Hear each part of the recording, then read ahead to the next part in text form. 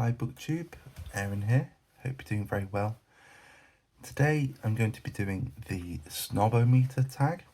It was a tag that was created some time ago from Isaiah.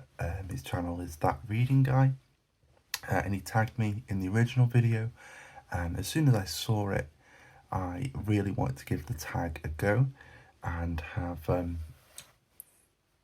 due to various factors not got around to it yet. I've also been tagged by Pat from Book Chat with Pat, so thank you Pat and Isaiah. Let's go in. This is the Snob-O-Meter tag, all about book snobbery. So that the first prompt would be, what is your definition of book snobbery? And it's, if I'm going to go relatively simplistically, it would be somebody sort of carving out a niche for themselves, let's say, or finding something they think is important and really bigging it up as the most important thing that you could be spending your time with. And because of that, then seeing anything or almost anything that they're not involved with, not paying attention to, as less important. And you know, you may even be then belittling anybody who isn't in your camp or you know, is reading these other things. So in a very loose way, that's how I would define book snobbery, and I think it can show up for anyone who reads almost anything. I think it can you know, it's not just, I mean, initially you would think of it with people who read the classics or canonical literature or something like that, but I think it can show up anywhere, and maybe we'll address that a little bit as we go through. Prompt number 2 is there a genre or a type of book that you would never consider reading? And then in brackets, such as, have you ever read a romance and would you ever try a science fiction novel? I have read a romance, and I do consider reading science fiction. I enjoy reading science fiction, although I don't read nearly as much as I'd like. I often get distracted. A science fiction book, let's start with a romance really. I've just got one example of a romance that I've read, which is The Blue Castle by L.M. Montgomery, which is my favourite L.M. Montgomery, if only for sentimental reasons. But it's a lovely book, and I mean, so much great literature is romance, and you can get out a lot out of books that are just, you know, just a simple romance book. There's nothing particularly wrong with it, and so I have read romance, and I mean, the other romance writer I quite like is Georgette Heyer. I haven't ventured much further than than that so far. In terms of science fiction, last year I can remember reading City by Clifford D. Simak, and I can remember reading Roadside Picnic by Arkady and Boris Strugatsky. Both were really good and thought-provoking, and again, I don't know why you would react snobbishly to science fiction. There's great stuff, and it gets you to think differently. So yeah, unless you're cloistering yourself off and being a science fiction snob and trying to keep people away from certain things, I suppose that can happen. But anyway, in terms of science fiction I would consider reading, 3 I'd really like to get to in the near future would be The Dispossessed by Ursula K. Le Guin, RUR and War with the Newts by Karel Čapek, and Gateway by Frederick Pohl. So they're all SF masterworks from Delance. I actually don't mind the newer looking ones. I know I've heard some people say they don't like them, but it'd be interesting to see what you think. If you're someone who reads science fiction, which you prefer. I don't mind these. Um, slightly prefer this to this actually, but for a lot of people, I know it's the other way around. Number 3 is, does erotica count as literature? I suppose it does. With a capital L. Yeah, I mean, you could count the Marquis de Sade as literature, and who else was that? I thinking of um,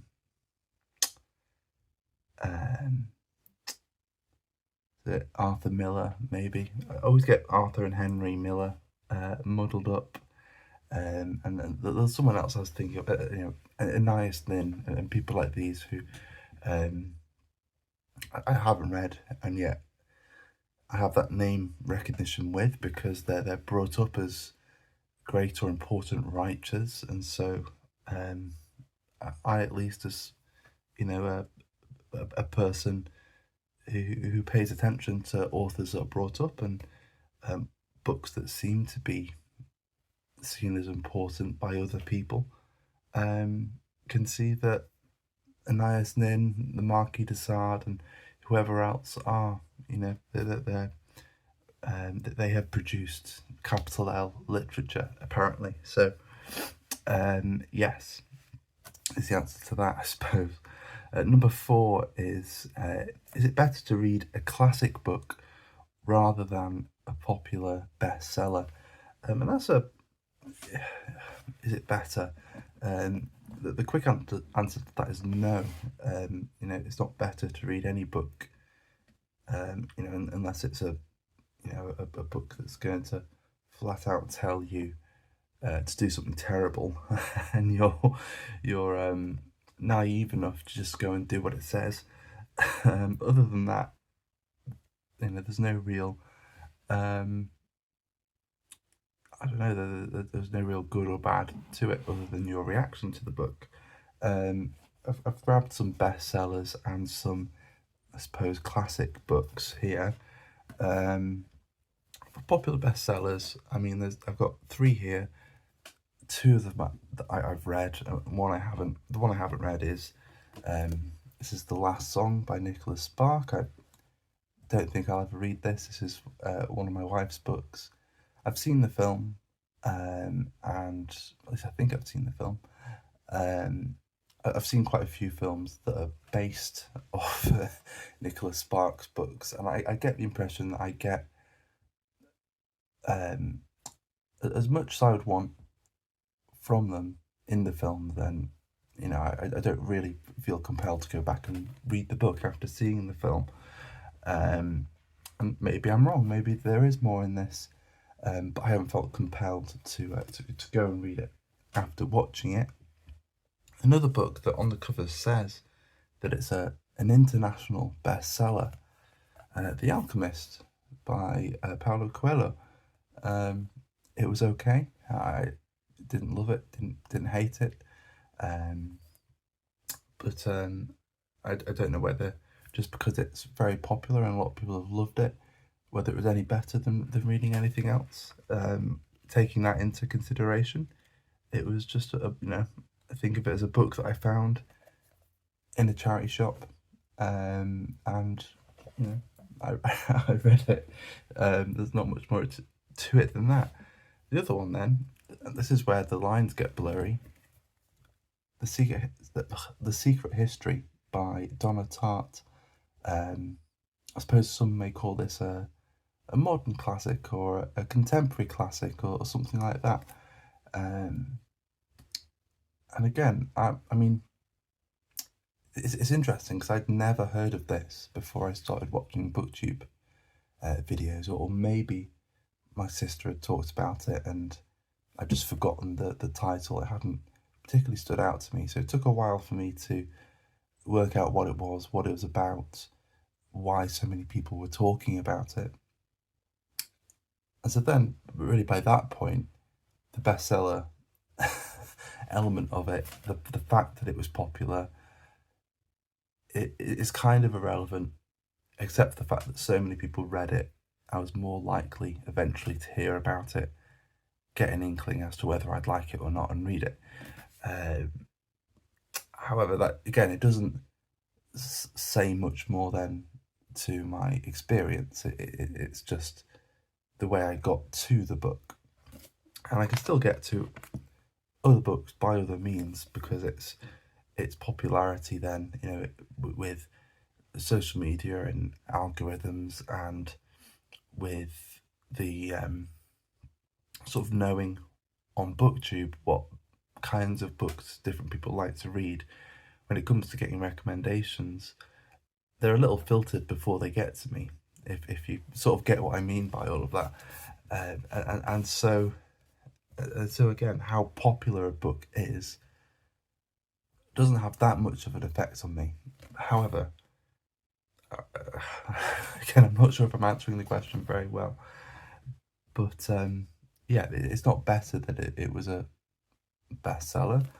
I'm not degrading it because it was a bestseller either. I'm just treating it as a book that I enjoyed. I thought it was very well written, and very compelling. I'd like to read it again. So I think that's where I'm going, is the bestseller element is, I'm not jumping on the hype and getting super excited about it. At the same time, I'm not degrading it simply for that either. I'm sort of taking each book on a case-by-case basis and just trying to work out whether it's something that stands out to me and that I would consider reading at some point. I mean, and then we've got classic books. Robinson Crusoe by Daniel Defoe. One of those books that it's just sort of mentioned all the time, at least in, if you're studying literature or you're in school or sort of anything like that, you're probably going to at least hear about Robinson Crusoe. I mean, if we're going to compare Robinson Crusoe to The Secret History, I probably slightly prefer The Secret History. I need to reread Robinson Crusoe at some point. But is it better to read one rather than the other? If you end up finding a book that you enjoy, whether it's Robinson Crusoe or The Secret History, then I don't think it really matters. My favourite, I think, the kind of category of book is the kind of book that fits between these categories, that isn't a canonical classic, but it's not necessarily at the top of the bestseller lists either, but it's still got a bit of acclaim and heft behind it. So as an example of that kind of book, we'd go with Austerlitz by W.G. Sebald. So a writer who's well known by people who enjoy reading this kind of weird book. You could still call it literature with a capital L, I suppose. But it's, again, a book that I enjoyed because I came to first The Rings of Saturn by Sebald, enjoyed it, then got an inkling that he's a writer that I enjoy, so then picked up more books by him and read those and kept going. And it doesn't really matter what kind of books you pick up, what kind of books resonate with you. If that's the pattern you're going with, then that's fine. It's not, I'm not reading W.G. Sebald or Daniel Defoe or Donna Tartt because I feel like I should read them, but purely out of wanting to read them and being excited by reading them and wanting to get more of that kind of thing. And so the answer then, after all that ramble, is no. It is not better to read a classic rather than a popular bestseller. It's purely down to you as a reader and what resonates with you. And the best book for you is the best book for you. Number 5 is, have you ever bragged about reading a classic in order to sound smart? I don't believe I have. At least, yeah, an incident like that doesn't spring to my mind. Number 6 is, do audiobooks count as reading? What about comic books or graphic novels? Certainly comic books and graphic novels, I'd count them as reading, as long as there's some kind of words in there, whether it's sort of speech bubbles or little descriptions or anything like that, then it's still reading. You could make the argument that looking at pictures in a book is a kind of reading, I suppose. You can make the argument that looking at letters is a kind of looking at pictures. If we're going to the origins of our alphabet. But do audiobooks count as reading? An interesting question. Lots of people come at this from various angles. As either the get over yourself, just, don't put a label on it, just enjoy the book however you can, which actually most people say, but there's then often the caveat of distinguishing the different senses.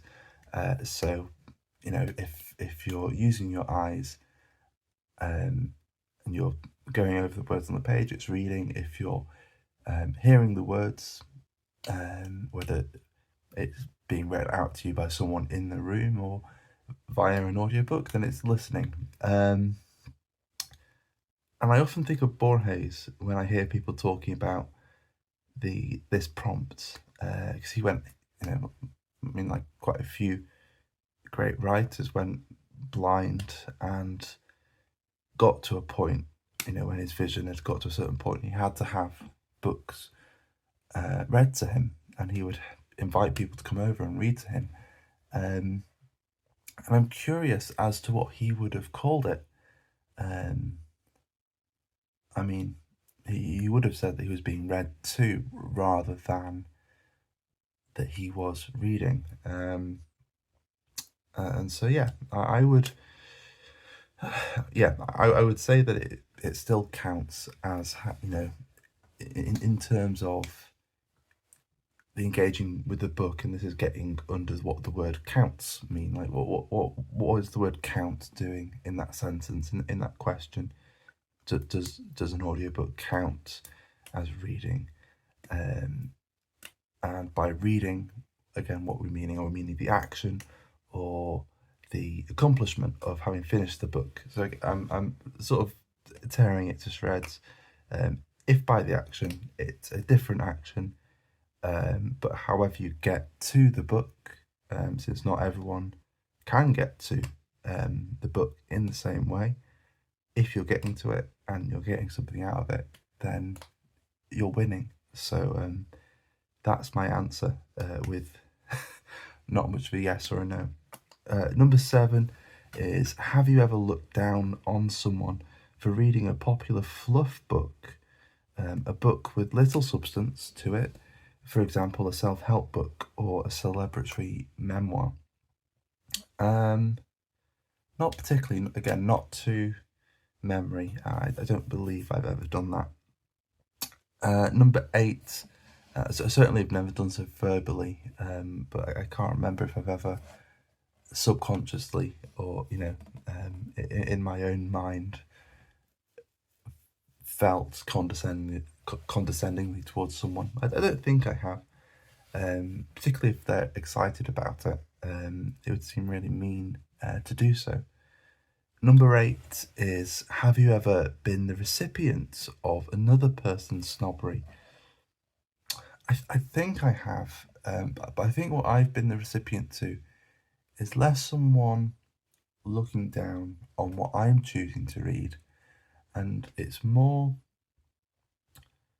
someone looking down on a certain book, saying it's not as good as everyone says it is, and that A, B, or Y is much better.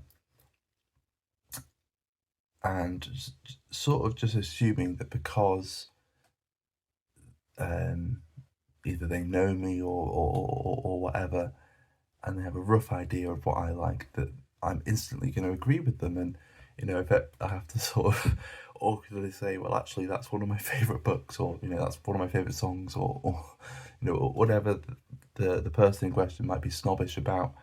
And so it's less that they're directly being snobbish to me, but I've been in that awkward situation where I've noticed their snobbery, if that makes sense. Number 9 is, would you ever be friends with a snob? Maybe you already are, and I think I am probably friends with some snobs, and I mean, yeah, you can still have good conversations with people who are snobbish about certain things, and and there are some people who rather obnoxiously um, revel in their snobbishness, so um, yeah, but yeah, the people I know who have a snobbish streak, I get on well with, so I don't mind. Number 10 is, are people who don't read less sophisticated than people who do? And with this one, I don't think so. I think there are, I mean, if we're thinking of the sort of stereotype of the sort of well-rounded, sophisticated individual, there's probably classical music in the background. They're probably a great gardener. They probably cook really well, or have someone cook very well for them, and they have an exquisite taste in what they eat. And they have a great eye for interior design and fashion. Not that any of those things matter, but it speaks a little to the degree that someone can still be sophisticated or well-rounded or nuanced. You can be well informed without reading, and you can still be a good listener. You can have interesting conversations with interesting people that gives you a much broader outlook on the world. So there are all kinds of ways that you could be quote unquote sophisticated without ever needing to pick up a book. And so I think whatever sophistication may be, there are various ways to reach it. Number 11 then is, measure yourself. Based on your answers to the previous 10 questions, would you qualify as a book snob? And I don't think, I don't know, you can be the judge as well. I don't think I would qualify as a book snob. I think, I mean, it's illustrated. It's one of those moments where it's illustrated that I would like to read much more science fiction and just more genre fiction in general. But ultimately, as I was saying, reading is about finding what you enjoy, finding rabbit holes to go down, and following them. And that's still what I'm doing. But a lot of the books behind me are either classics or the books that you might call literature, even though it is one of, I often, I don't know, I often sort of double think is not the right word, but I'm often sort of arguing with myself about calling things literature, since literature, it just means something that's written down. But I get what it means. It's good writing, I suppose, writing that can be passed down, and a good example of good writing, I suppose, or books that have made an impact. Anyway, those sorts of books are the ones that stick with me, and I'm pursuing at the moment. But should I be distracted by some science fiction, or maybe some more Georgette Heyer then I'll be more than happy to go with that distraction. But yeah, that was the area. I think that was the area where I was beginning to feel a little snobbish, but it's mainly because there's books I want to read that I'm just not reading at the moment, so it's not really snobbery. Maybe I could be a bit snobby about people like Nicholas Sparks, potentially. But again, it's not wanting to belittle anyone who would read Nicholas Sparks, and certainly, found the films based on his books fine. Just haven't felt compelled to read his books. Number 12 then is Tag Some People. As I was saying at the very beginning, it's been quite some time since I was tagged in this, so I'm going to leave it open. So if this tag seems interesting and you haven't done it yet, then please feel free to consider yourself tagged and give it a go. So for now, thank you very much for watching, and I'll see you soon. Bye bye.